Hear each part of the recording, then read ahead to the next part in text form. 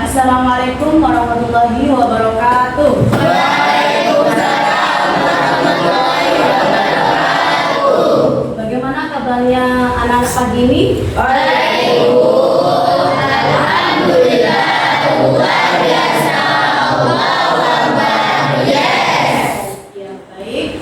Sebelum materi hari ini dimulai, kita berdoa bersama dulu. Silakan dipimpin oleh ketua kelasnya.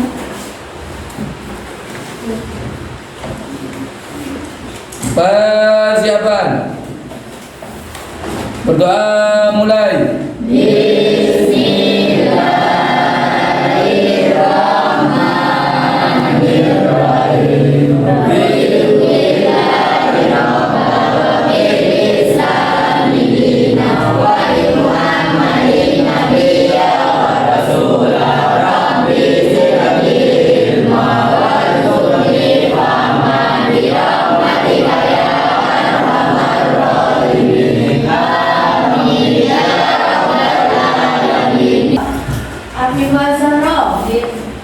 Ahmad Ashari Hadir. Amelia Putri Hadir. Andika Meriansa Hadir. Farhan Adinata Hadir. Yulia Andrianingsih Hadir. Iftitah Sinta Hadir. Keisha Putri Hadir. Maulana Yafi Hadir. Muhammad Hidayat Hadir. Muhammad Rehan Hadir. Muhammad Rendi Hadir. Muhammad Ihsan Fanani Hadir. Nia Madani Hadir. Ahmad Rizal Basri Rizky Chandra Setiawan Hadir. Rizky Saputra Hadir. Syafa Adila Putri Hadir. Setio Bagus Adi Nugroho Hadir. Siti Humairo Hadir. Sudiarto Hadir. Sulistia Hadir. Indonesia tanah airku, terlum darahku. Di sanalah aku berdiri, jadi pandu ibuku. Indonesia kebangsaanku, bangsa dan tanah airku. Marilah kita berseru, Indonesia bersatu. Indonesia yang merdeka, merdeka, tanahku, negeriku yang ku cinta. Indonesia yang merdeka, merdeka, hiduplah Indonesia Raya.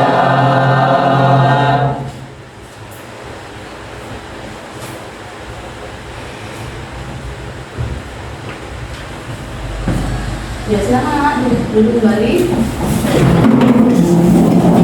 Satu PPK Religius, nasionalis, integritas, mandiri, gotong royong.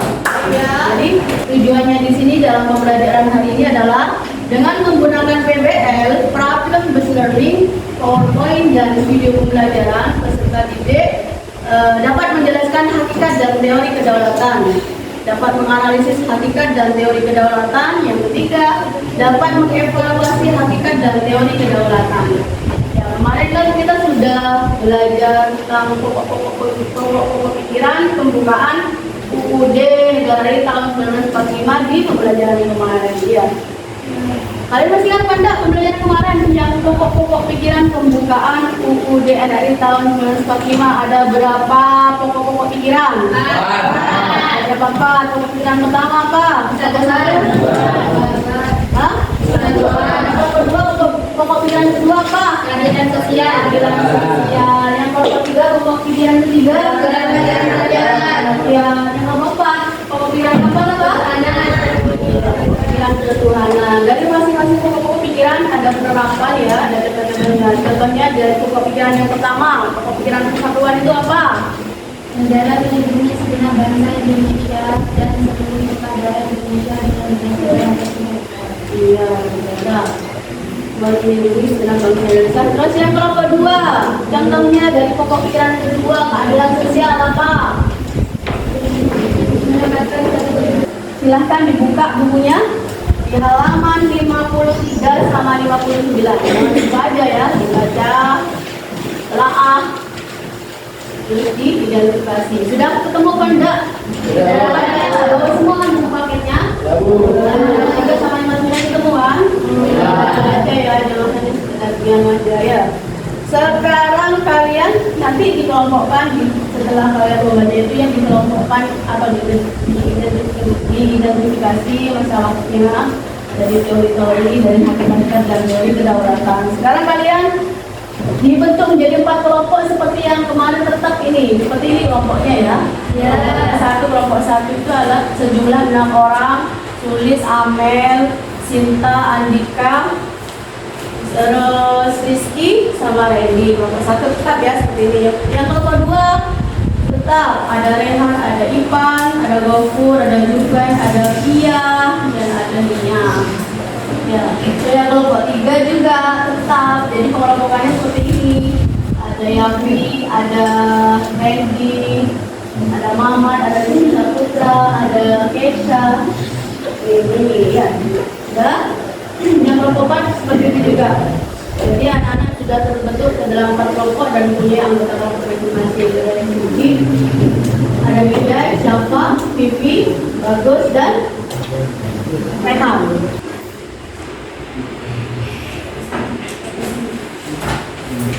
Di sini nanti ya. Di sini ya. Tulis kelompok 1.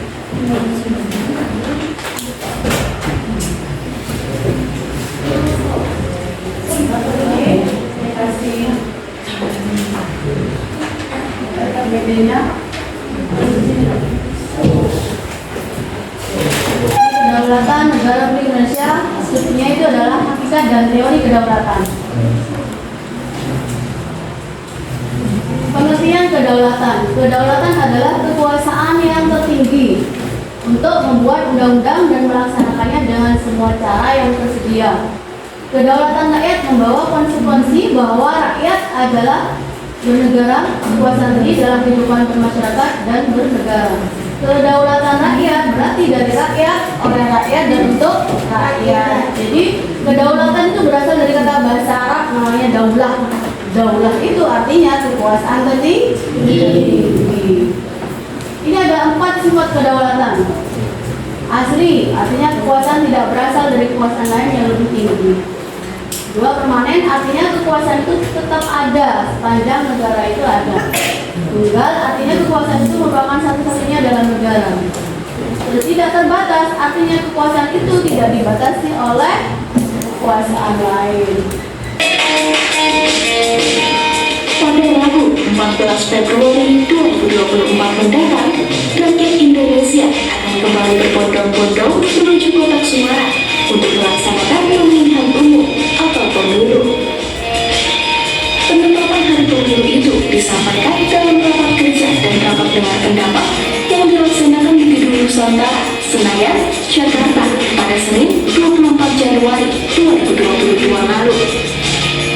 Rapat tersebut dipimpin oleh Ketua Komisi 2 DPR RI Ahmad Doli Kurnia dan dihadiri oleh Mendagri Tito Karnavian, Komisi Pemilihan Umum, Badan Pengawas Pemilu, dan Dewan Kehormatan Penyelenggara Pemilu. Mendagri Tito sebagai perwakilan pemerintah menyebut bahwa pemilu 2024 merupakan tonggak penting dalam negara demokrasi.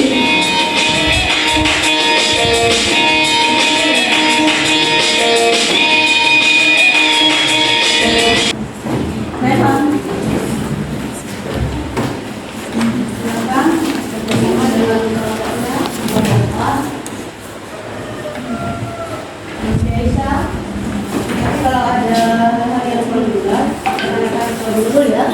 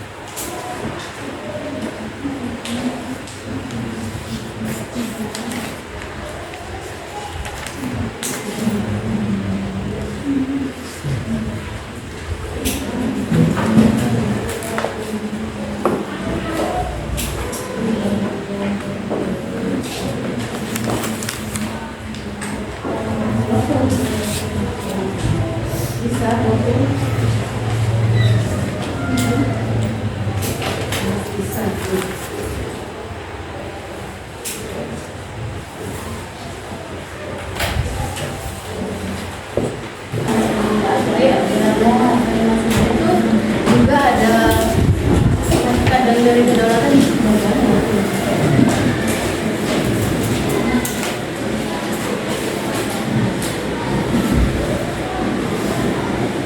Sudah selesai dua, nanti bisa maju ke depan ya.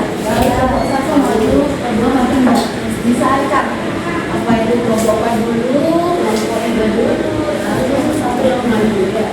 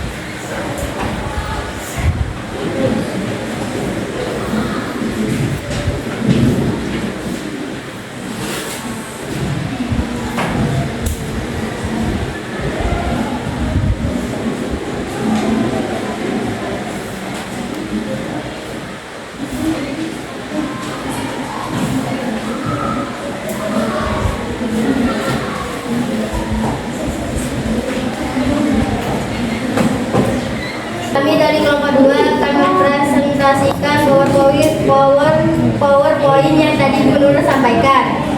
1. Mengapa pemilu itu penting di negara Indonesia? Jawab, pemilu adalah untuk menyeleksi para pemimpin pemerintah baik eksekutif maupun legislatif, serta untuk membentuk pemerintahan yang demokratis, kuat, dan memperoleh dukungan rakyat dalam rangka mewujudkan tujuan sesuai Undang-Undang Dasar 1945. 2. Dalam pemilu di Indonesia, mengapa rakyat harus ikut andil di dalamnya?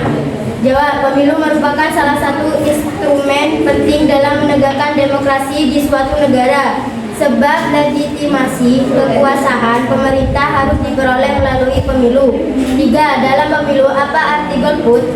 Golput, istilah ini selalu muncul mendekati hari-hari pemilihan umum atau pemilihan kepala daerah. Golput naik daun ketika menjelang pemilu 1971. 4. Apakah dalam pemilu golput boleh? Mengapa? Jawab, tidak boleh. Setiap suara sama pentingnya memilih untuk tidak memberikan suara saja dengan memberikan kesempatan bagi orang lain untuk menentukan pemilu.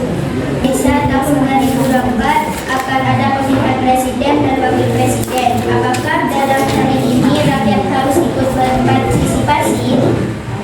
Ya, jelas, karena rakyat yang memegang kekuasaan yang tertinggi di Indonesia dan rakyat juga penentu keberhasilan dalam sebuah pemerintahan. Warahmatullahi wabarakatuh. Perkenalkan, kami dari kelompok 4 akan mempresentasikan PowerPoint yang tadi Guru sampaikan. 1. Jelaskan pengertian kedaulatan secara etimologis. Pengertian kedaulatan itu sendiri adalah kekuasaan yang tertinggi untuk membuat undang-undang dan melaksanakannya dengan semua cara yang tersedia. 2. Jelaskan yang dimaksud kedaulatan rakyat. Kedaulatan rakyat berarti juga pemerintah mendapatkan pendapatnya dari rakyat oleh rakyat dan untuk rakyat. Pemerintah mengandung pengertian bahwa pemerintah yang ada diselenggarakan dan dilakukan oleh rakyat sendiri. 3. Teori kedaulatan rakyat sebenarnya sama dengan ajaran demokrasi. Jelaskan maksud dari pertanyaan tersebut. Teori kenyataan rakyat sebagai pemegang kekuasaan tertinggi, rakyat memberikan sebagian kekuasaan kepada penguasa yang dipilih oleh rakyat dan penguasa tersebut harus melindungi hak-hak rakyat. 4. Mengapa pentingnya kedaulatan dalam sebuah negara? Terdapat beberapa pendapat mengenai siapa pemegang kekuasaan tertinggi dalam negara. Ya, ini ya yang dari kelompok 4. Dia sudah membuat 4 pertanyaan. 4 pertanyaan ya. Nomor 1, pengertian kedaulatan adalah yang Oh, ini langsung jawabannya ya? Ya, yaitu langsung jawabannya ternyata. Ini soalnya belum tulis di sini ya. Ini jawabannya bahwa kedaulatan itu adalah kekuasaan yang tertinggi untuk membuat undang-undang dan melaksanakan dengan semua cara yang tersedia. Jadi kedaulatan rakyat berarti juga pemerintah mendapatkan mandat dari rakyat, oleh rakyat dan untuk rakyat. Ini nomor 2 ya. Terus yang teori kedaulatan rakyat adalah sebagai pemegang kekuasaan tertinggi rakyat memberikan sebagian kekuasaan kepada penguasa yang dipilih oleh rakyat dan Kami dari kelompok 1 akan mempresentasikan PowerPoint yang telah disampaikan oleh Bu Nurul. Dari keempat teori Indonesia menganut teori apa saja? Jawab, negara Indonesia menganut teori kedaulatan Tuhan, raja, negara, kedaulatan rakyat, dan kedaulatan hukum. Karena kedaulatan itu sendiri adalah kekuasaan yang tertinggi untuk membuat undang-undang dan melaksanakannya dengan semua cara yang tersedia. 2. Apa teori kedaulatan raja sesuai jika diterapkan di Indonesia? Mengapa? Jawab, karena kekuasaan raja berada di atas konstitusi. Seorang raja bahkan tidak perlu menaati hukum moral agama. 3. Dari keempat teori manakah yang tidak sesuai pada negara Indonesia? Jawab, semua teori sesuai pada negara Indonesia. Munculnya teori berangkut pada faktor begitu mutlaknya kekuasaan penguasa tunggal suatu negara. 4. Tidak ada yang bertanya ya? Baik, terima kasih. Ini presentasi dari saya. Assalamualaikum warahmatullahi wabarakatuh. Kasih tepuk tangan. Ini suaranya.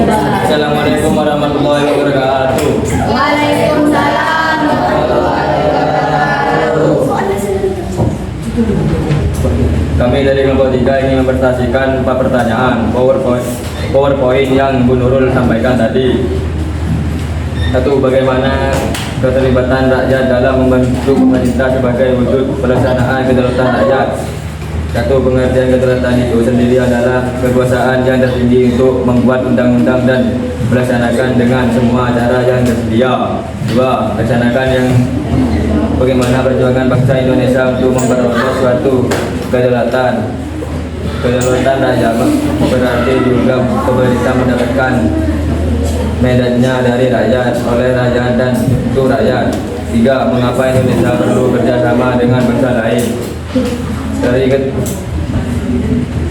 kedaulatan rakyat sebagai pemegang kekuasaan tertinggi, rakyat memberikan sebagian kekuasaan kepada pengusaha yang dipilih oleh rakyat dan pengusaha tersebut harus melindungi hak-hak rakyat. 4. Mengapa bekerja sama dengan bangsa lain itu penting? Sekarang kalian tulis kesimpulannya dari jawaban yang sudah kalian ini ya, yang sudah kalian tulis di jawabannya. Sekarang simpulkan dari itu. Jadi saya kasih waktu 3 menit dari sekarang karena ada kesimpulan. Sudah? Silakan tuliskan kesimpulannya. Karena itu gampang ya.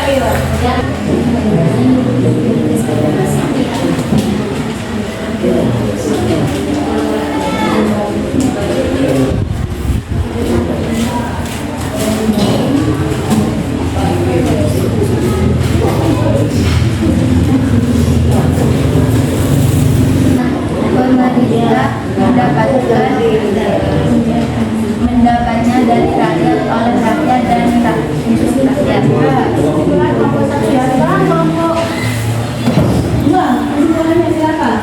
Untuk karena pemikiran dari pemilihan adalah proses demokrasi untuk menjadi wakil rakyat atau pejabat pemerintahan oleh rakyat. Kedua, secara pemerintahan kegiatan ini dilakukan dan memberikan suara dalam pemilihan umum dapat menjadi anggota satu partai. Tiga, istilah ini menjadi hari-hari pemilihan umum atau pemilihan kepada daerah. Fokus atau melakukan bukti selalu diidentifikkan dengan menggunakan hak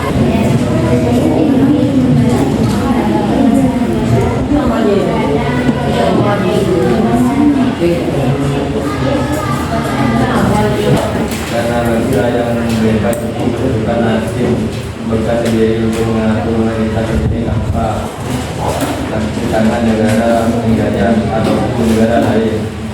4. Karena 3. Karena bangsa Indonesia adalah bangsa yang merdeka dan berdaulatan. 4. Karena pemegang kekuasaan yang satu tidak memenuhi dan tidak ikut campur dengan terhadap kedudukan lain. Ya, berarti kalian sudah paham. Bagaimana perasaan kalian hari ini? Senang apa sedih? Ya. Sekarang kita simpulkan bersama dari materi sekarang yang materi hakikat dan dari kedaulatan ya. Pada hakikatnya kedaulatan itu penting ya. Berdasarkan kemampuan setelah itu melanjutkan kepada tujuan negara. Ya. Negara itu ada yang aman dan jadi tahun 1945. Kedaulatan, teori kedaulatan kan daftar ya. 5 ya. Teori kedaulatan apa tadi? Teori kedaulatan Tuhan. Teori kedaulatan Tuhan. Teori kedaulatan rakyat, negara, rakyat, dan akan kalian nanti PR-nya dikerjakan di rumah ya. Saya kasih berapa orang? 6 dulu.